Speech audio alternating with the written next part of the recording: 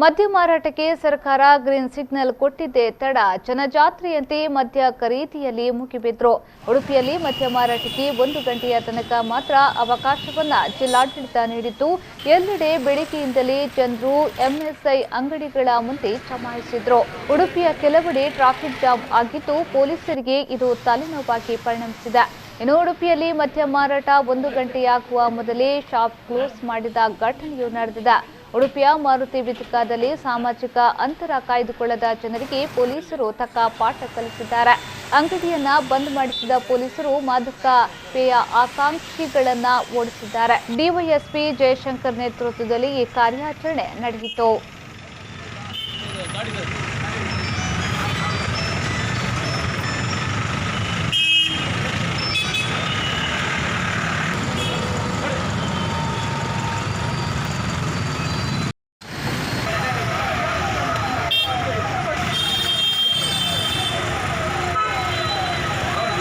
ಕಾಣಲಿಕ್ಕಿಲ್ಲ, ಎಲ್ಲ ಶಾಪ್ ಬಂದ್ ಮಾಡಿ ಬಿಡ್ತೀವಿ ನೋಡಿ.